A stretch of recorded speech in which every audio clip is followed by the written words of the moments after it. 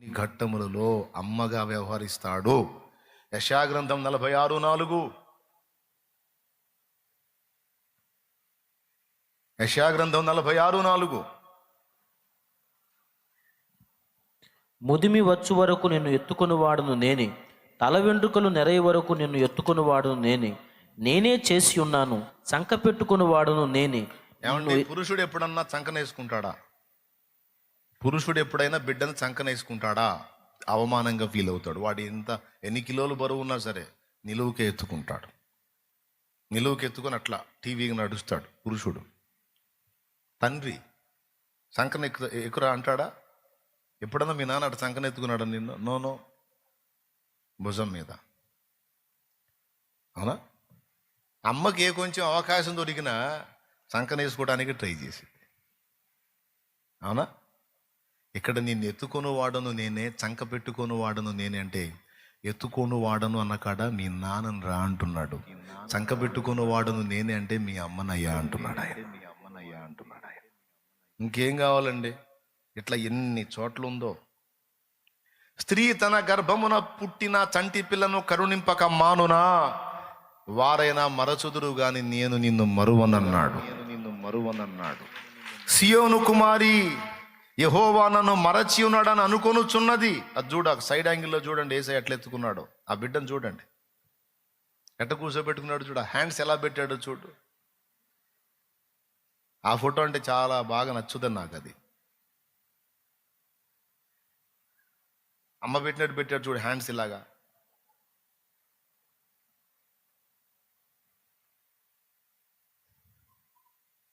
అంత ఇష్టమండి మనం అంటే ఆయనకి. అలా నిన్ను చంకన పెట్టుకుని ఎన్నోసార్లు మోసాడు. ఇప్పుడు కూడా మోస్తానే ఉన్నాడు ఆయన. ఇప్పటికి ఈరోజు కూడా మురికి గుడ్డ లాంటి బతుకులు మనయ్. ఇప్పటికీ చంకన పెట్టుకుని మోస్తున్నాడు ఆయన. చంకలోనే ఉన్నాను.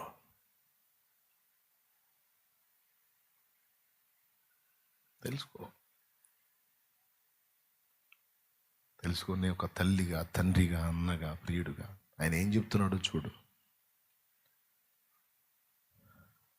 నువ్వెక్కడ, ఆయన ఎక్కడ అనుకోవద్దు. ఆయన కోటాను కోట్ల నక్షత్రాలు, మండలాలు, గ్రహ మండలాలు, నక్షత్ర మండలాలు, నక్షత్ర కుటుంబాలు, పాలపుంతలు, మిల్కీ వేస్ అన్ని కలిపిన విశ్వం. ఈ విశ్వం అంతా భూలోక సంబంధమైన భూమి మీద, భూమి ఆకాశం కిందదైతే ఆకాశం పైన ఇంకా కోటాను కోట్ల లోకాలు, ఆకాశం కింద కోటాను కోట్ల లోకాలు. అసలు లెక్క పెట్టలేనన్ని ప్రపంచాలు నిర్మించిన ఆయన మీ నాయన. ఆయనే మీ నాయన. ఆయన ఏంటో నీకు అర్థమైతే ప్రతి దానికి నాన్న దగ్గరికి పరిగెత్తుతాం. ప్రార్థనకు పోదామంటే ప్రార్థన చేద్దాం అన్నవు. అసలు ఇక అది ఎవడు చెప్పే పనులే, నువ్వే పరిగెత్తుతావు. అట్లా ఇక ఏదైనా సరే నీలో ప్రేమను ఉత్పత్తి చేయనది ఆయనను సరిగా ఎరుగుటయే. తండ్రి, నిన్నును నీవు పంపిన యేసుక్రీస్తును ఎరుగుటయే నిత్య జీవము. ఇలా పరలోక తండ్రిని, యేసయ్యను సరిగా మనకు ఎరిగింపజేసేవాడే పరిశుద్ధాత్మ. ఆయన తెలియజేసిన ప్రత్యక్షతలు ఇవన్నీ గ్రంథములో. పరిశుద్ధాత్మయే లేనిది యేసుక్రీస్తు నెరుగుటెరుగుటే గాదది. ఆ ఆత్మ తేటపరుస్తున్నాడు ఆయన మనకేమై ఉన్నాడు. ఇప్పుడు నాలుగే చెప్పా, చాలా వస్తాయి. నిన్ను సృష్టించిన వాడు నీకు భర్త అయి ఉన్నాడు. నీ భారమును భరించే దగ్గర ఆయన భర్త. అంతేనా? బంధువులు ఎంతమంది ఉన్నారో మీకు నాకు తెలియదు, కానీ ఆప్త బంధువు మాత్రం యేసే. ఊరు పేరు మీకు ఇబ్బంది లేదుగా. ఊరు పేరు ఉరువులు పరువులు మది ఊడగొట్టబడినను గాని, కురిమితో క్రీస్తేసుడుండగా కొదువరాదు గొప్పయు పోదు. యేసువంటి ప్రియ బంధుడు నాకిక ఇహ పరములలో లేడన్నా. యేసు వంటి ప్రియ బంధుడు నాకిక ఇహ పరములలో లేడన్నా. భాసురముగా నిజ భక్తుల మది కది అనుభవ గోచరమెపుడగునన్నా. భాసురముగా నిజ భక్తుల మది కది అనుభవ గోచరమెపుడగునన్నా. యేసు వంటి ప్రియ బంధుడు నాకిక ఇహ పరములలో. తల్లిదండ్రులు మరచిన గాని తాను వదలడెప్పుడు మమ్ము. తల్లిదండ్రులు విడచిన గాని తాను వదలడెప్పుడు మమ్ము. ఉల్లమునెత్తి పిలిచిన వేళ నోహోయను చూదరికి వచ్చు. ఉల్లమునెత్తి పిలిచిన వేళ నోహోయను చూదరికి వచ్చు. యేసు వంటి ప్రియ బంధుడు నాకిక ఇహ పరములలో లేడన్నా. భాసురముగా నిజ భక్తుల మది కది అనుభవ గోచరమెపుడగునన్నా. భాసురముగా నిజ భక్తుల మది కది.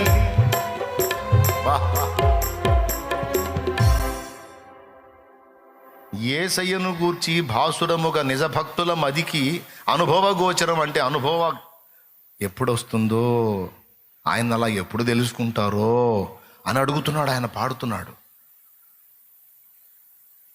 అవునా? భాసురముగా నిజ భక్తుల మదికది అనుభవ గోచరం ఎప్పుడగునన్నా. ఎప్పుడు తెలుసుకుంటారన్నా ఆయన్ని మీరు? దగ్గర వండన్నా, ప్రేమించండి అన్నా.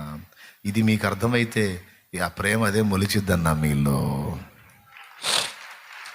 దినదిన ప్రవర్ధమానమై వర్ధిల్లిద్దన్నా. రోజుకు ఒక విధంగా అర్థం చేసుకో ఆయన్ని, రోజుకు ఒక విధంగా ధ్యానించు ఆయన్ని. ఇప్పుడు 5 రకాల భర్తగా వచ్చేసాడు, బంధువుడుగా వచ్చేసాడు, అంతేనా?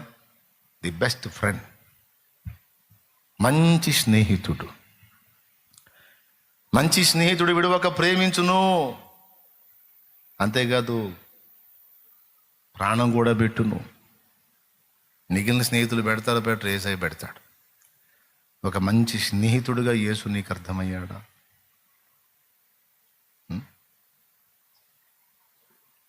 మన పర్సనల్స్ అన్ని ఫ్రెండ్స్గా చెప్పుకుంటాం, ఇంట్లో చెప్పం.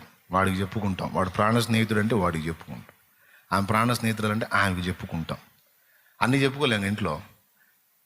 కాబట్టి అక్కడ చెప్పుకోవటానికి దాచినవి ఇంట్లో తల్లిదండ్రులకు చెప్పదాచినవి స్నేహితునికి చెప్పుకుంటాం. తోడబుట్టిన వారికి కూడా చెప్పదాచినవి స్నేహితునికి చెప్పుకుంటాం. కాబట్టి నువ్వు ఒకవేళ అట్లా చెప్పాలనుకున్నా అది కూడా నేనే దా అంటాడు. నువ్వు ఏ కోణంలో కావాలో, నీకు ఏ కోణంలో చూడు, నేనే కనపడతాను నీకు అంటాడు. ఇప్పుడు నేను చెప్పిన ఎన్ని వచ్చినాయి? 7. ఇక ఆ కోణంలో నువ్వు ధ్యానించు. నాయకుడుగా, రాజుగా, రక్షకుడుగా, సృష్టికర్తగా, విశ్వానికి చక్రవర్తిగా, సార్వభౌముడుగా, సర్వాంగ సుందరుడుగా అన్ని కోణాలలో ఆయన్నే కనపడతాడు. ఫైనల్లో ఫినిషింగ్ టచ్ అంత యేసే అన్నాడు మూర్తి గారు. ఇక లేండి.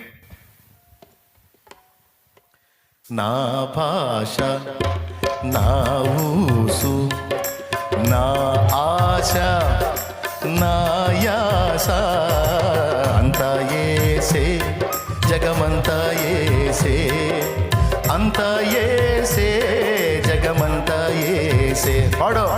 అంతా యేసే, జగమంతా యేసే, అంతా యేసే, జగమంతా యేసే. నా భాష, నా ఊసు, నా ఆశ, నా యాస అంతా యేసే, జగమంతా యేసే, అంతా యేసే, జగమంతా యేసే. మరే యేసు పాదాలన్న పాడుతూ నా అనుభవం అంతా యేసే అంటాడు. నా అనుభవం అంతా యేసే. నా కాంతి, నా శాంతి, నా కాంతి, నా శాంతి. జయంతి వర్ధంతి, నా వర్ధంతి, నా జయంతి. వర్ధంతి నా వర్ధంతి నా జయంతి అంతా యేసే జగమంతా యేసే అంతా యేసే జగమంతా యేసే మనసారా అంతా యేసే జగమంతా యేసే నా హీరో అంతా యేసే నా కింగ్ జగమంతా యేసే నా శాంతి నా కాంతి జయంతి నా జయంతి జయంతి అంటే తెలుసా పుట్టినరోజు, వర్ధంతి అంటే తెలుసా పోయిన రోజు. జయంతి వర్ధంతి నా వర్ధంతి నా జయంతి జయంతి వర్ధంతి నా వర్ధంతి నా జయంతి అంతా యేసే జగమంతా యేసే అంతా యేసే జగమంతా యేసే అంతా యేసే జగమంతా యేసే అంతా యేసే జగమంతా యేసే. దేవునికి మహిమ. ఆయన యేసు పాదాలన్నా ఆయన పాడాడు ఆ పాట, రాసింది మూర్తి గారు. వాళ్ళ అనుభవం చూడండి, అంతా యేసే. ఎవరో ఒక ఆయన అన్నాడంట, నీ మాట ఏంది అని. ఇప్పుడు తెలంగాణ వాళ్ళకి మన మాట యాస, అవునా? మనకి వాళ్ళ మాట యాస. అట్లా నీ మాట మాకు యాస అంటే ఓకే, నా మాట మీకు యాసగా ఉంటే నా యాస కూడా యేసే అన్నాడంట. నా వదిలే టైం చాలదా, వదిలే టైం చాలదా, వదిలే టైం చాలదా. ఇంకా అన్నీ నేనే పడితే ఇంక మీరేమంది, ఇంకా ఇంటికి పోతారా? కాబట్టి మీరు వాడుకోండి పోయి. ఎంతమందికి మ్యాటర్ అర్థమైంది? పాయింట్ ఏనా? ఈ కోణంలో దేవుని టచ్ చేస్తే ప్రేమ గ్రోత్ అయిద్దా, ఏముండదంటారా? అంతే, పొంగి పొర్లిద్ది. దేవుణ్ణి అర్థం చేసుకోవడానికి ట్రై చేయి, దగ్గరగా అర్థం చేసుకోవడానికి ట్రై చేయి. మేలులో తలపోయటమే కాదు, ఆయన మీ నాన్నని గుర్తిస్తే ఏమి చేయకపోయినా సరే నాన్నని ఇష్టపడతా. ఆయన నీకు అమ్మగా అర్థమైతే, అమ్మ నీకు ఏమి ఇయ్యకపోయినా చేయకపోయినా సరే అమ్మని ప్రేమిస్తా. అమ్మ ఎడబాటును తట్టుకోలేవు. అమ్మ ఉంటే బాగుండు అనుకుంటాం, ముఖ్యంగా నీకు బాగలేని వేళ. నీకు తెలుసా, మన కోసం ఆయన చాలా తప్పిస్తాడు యేసయ్య. నిన్న గోపి అని పరిచారకుడు, వాడిని పురుగు ముట్టింది, హాస్పిటల్లో ఉన్నాడు. నాకు తెలిసి నేను వెళ్తే ఆ హాస్పిటల్ ఎంట్రన్స్లో తల్లి ఉంది. నన్ను చూసి పెద్దగా కేక వేసి ఏడ్చింది. నేను కనపడంగానే చూసి ఏడ్చి అలాగొచ్చి పట్టేసుకుంది. ఏం కాదమ్మా, ఏం కాదు అంటే అదే ఆపట్ల ఏడుపు, ఘోరాతి ఘోరంగా ఏడుస్తుంది. అంటే తన బిడ్డకి ఏమన్నా అయిద్దేమో, నా ప్రాణం పోయినా పర్వాలేదు, వాడు బాగుండాలి, వాడు బతికుండాలి, వాడు క్షేమంగా ఉండాలి. ఒక తల్లి తన బిడ్డ కోసం అంత పరితపిస్తుంటే నాకు అక్కడ, నేను ఇప్పుడు ఆలోచిస్తే కూడా నాకు అదే కనపడుతుంది. ఒక అమ్మకి అంత మమత ఉంటే యేసయ్యకి నా మీద ఇంకెంత మమత ఉంటుంది, యేసయ్యకి ఇంకెంత మమత ఉంటుంది. తల్లి అన్న మర్చిపోయితే నేను నిన్ను మర్చిపోను అన్నాడే, నేను చంకనెత్తుకుంటాను అన్నాడే.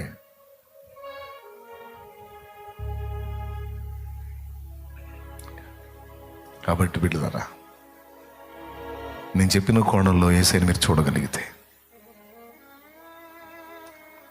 మీకు ఎవ్వరు బలవంతం ఉండదు. ఇక మీకు హార్ట్ఫుల్గా మీరే దగ్గర అవుతారు. మారు మనసు పొందు అని చెప్పే అవసరం ఉండదు, నువ్వే పొందుతావు. బాప్తిస్మం పొందు అని చెప్పే అవసరం ఉండదు, నువ్వే పొందుతావు. నాకు ఆ తండ్రి కావాలి, ఆ తల్లి కావాలి, అన్ని తానై ఉన్న యేసు కావాలి, నువ్వే పరిగెత్తుతావు, నిన్ను ఎవడు ఆపలేడు. ఏ కులం ఆపదు, ఏ మతం ఆపదు, ఏ బంధాలు ఏవి ఆపవు. అన్నిటిని అధిగమించింది యేసయ్యతో మనకున్న అనుబంధం. దేవునికి మహిమ కలుగును గాక. ఆయన నీకు అర్థమైతే, ఆయన చిత్తం నెరవేర్చకుండా నువ్వు ఉండలేవు. ఆయన నీకు అర్థమైతే నీ తండ్రి రాజ్యాన్ని వ్యాపించకుండా, స్థాపించకుండా, దానికోసం పోరాడకుండా నువ్వు ఉండలేవు. మీ నాన్న నీకు అర్థమైతే మీ నాన్న మయంపరచకుండా ఉండలేవు. మామూలు నాన్న గురించి గొప్పలు చెప్పుకుంటాం మనం. ఒరిజినల్గా ఆయన నిజంగా గొప్పవాడు. ఇంకా ఆగుతామా? కానీ అర్థం కావాలి. నేను చెప్పిన కోణంలో దేవుణ్ణి అర్థం చేసుకోవడానికి ట్రై చేయండి, ధ్యానించండి. ఆటోమేటిక్గా మీకే ఇంట్రెస్ట్ వచ్చింది. మీలో ఆ ప్రేమ అభివృద్ధి చెందటం మీకే అర్థమైతే కృప మనందరికీ తోడై ఉండనుగాక. ఎంతమంది హ్యాపీగా ఉన్నారు? కూటమి అయిపోయిందనే లేదు.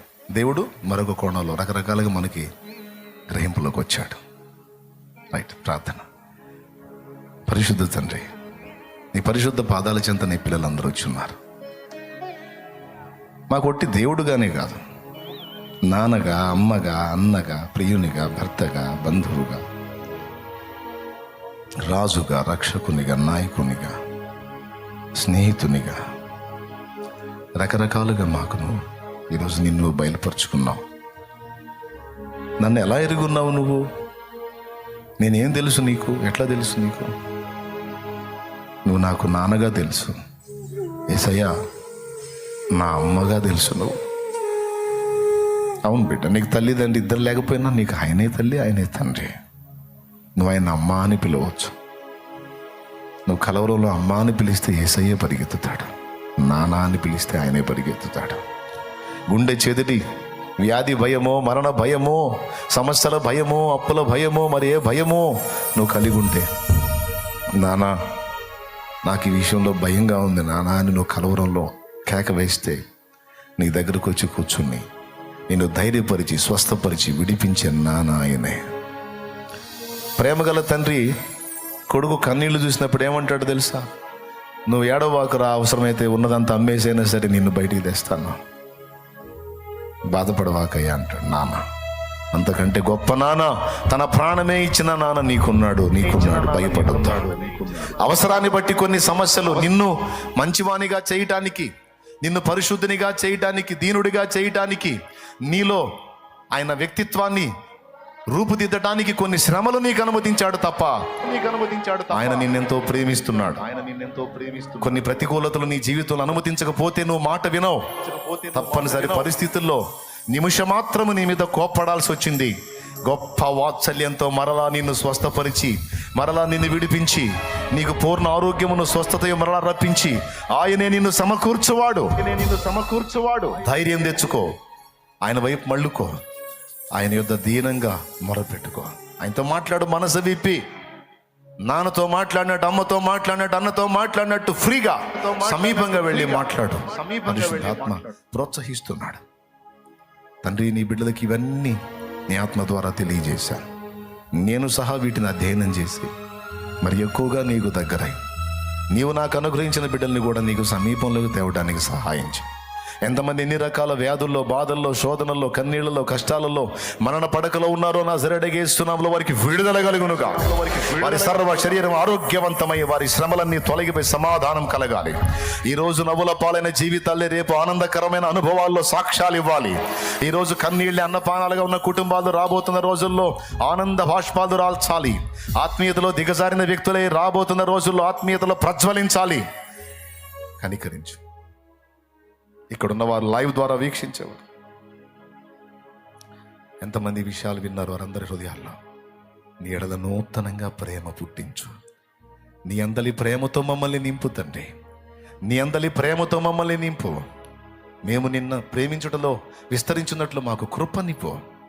యేసు నామములో పొంది ఉన్నాం తండ్రి. ఆమేన్. బిడ్డల విశ్వాసంతో తెచ్చిన నూనె నీ శక్తితో నింపి రోగులకు అది వ్రాసి ప్రార్థించుట ద్వారా స్వస్థత చేకూర్చు. బిడ్డలకు మేలు చేయి, ఆశీర్వదించి గొప్ప సాక్ష్యాలు పంపించు. యేసు నామములో పొంది ఉన్నాం తండ్రి.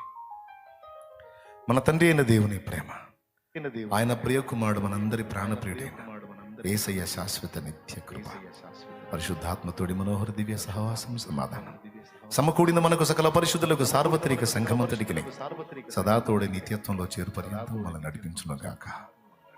ఆమేన్. ప్రవేశ రక్తమునకే చేయి, ప్రవేశ రక్తమునకే చేయి, ప్రవేశ నామమునకు సంపూర్ణ విజయం కలుగునుగాక. ఆమేన్.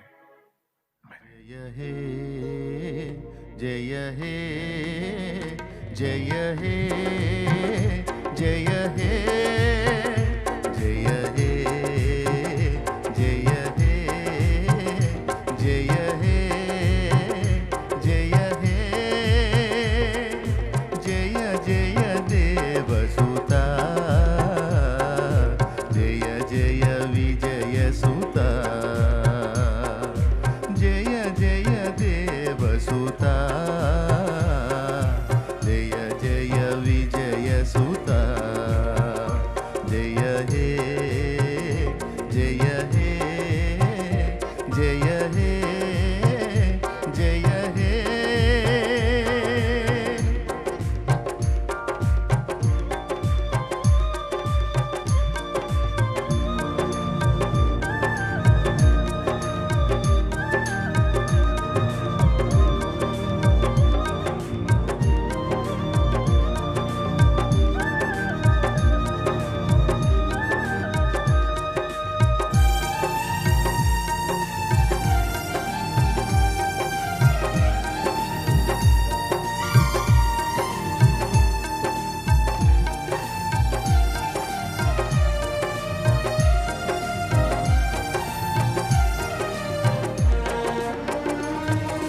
సిలువలో పాపికి విడుదల కలిగెను కలువరిలో నవ జీవన మొదవెను జీవన మొదవెను సిలువలో పాపికి విడుదల కలిగెను కలువరిలో నవ జీవన మొదవెను జీవన సిలువ పతాకము జయమును కూర్చెను సిలువ పతాకము జయమును కూర్చెను జయమని పాడెదను నా విజయము పాడెదను జయ హే జయ హే జయ హే జయ హే జయ జయ దేవసుత జయ జయ విజయ సుత జయ జయ దేవసుత జయ జయ విజయ సుత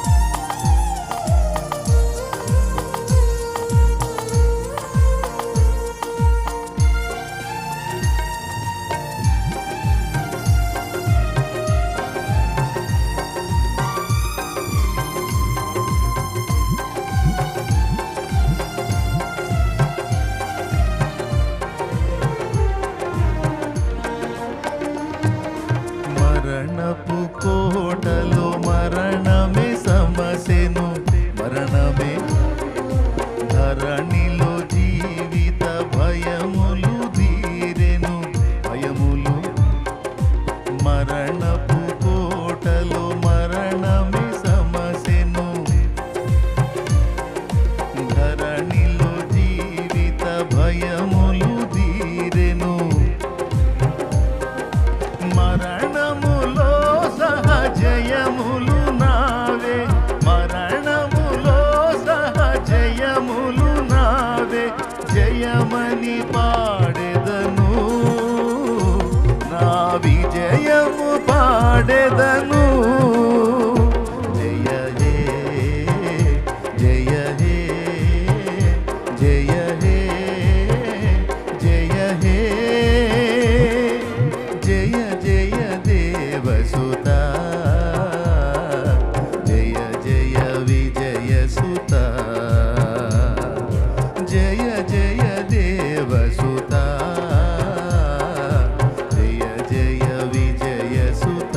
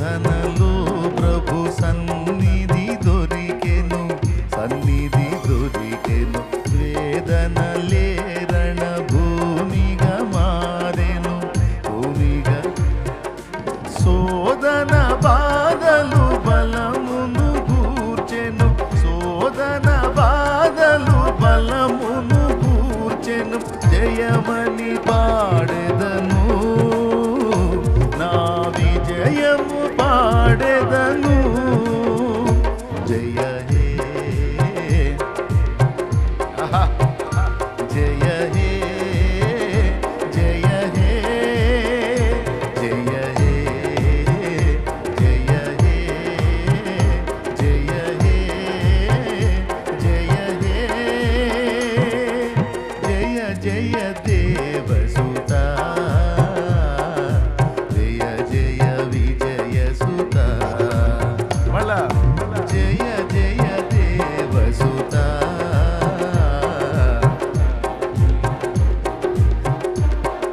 సూపర్ పాడండి బాగా పాడుతున్నారు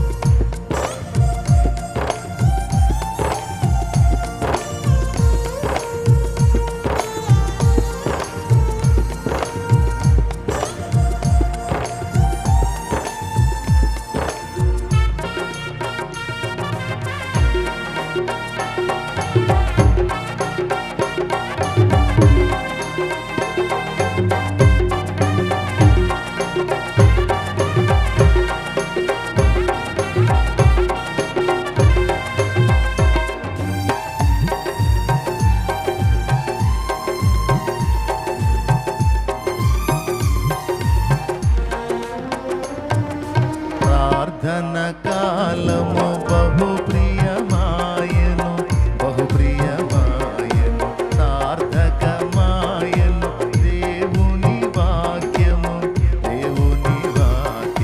ప్రార్థన కాలము బహు ప్రియమాయను సార్థకమాయను దేవుని వాక్యము ప్రార్థనలే బలిపీఠములాయను ప్రార్థనలే బలిపీఠములాయను జయమని పాడెదను నా విజయము పాడెదను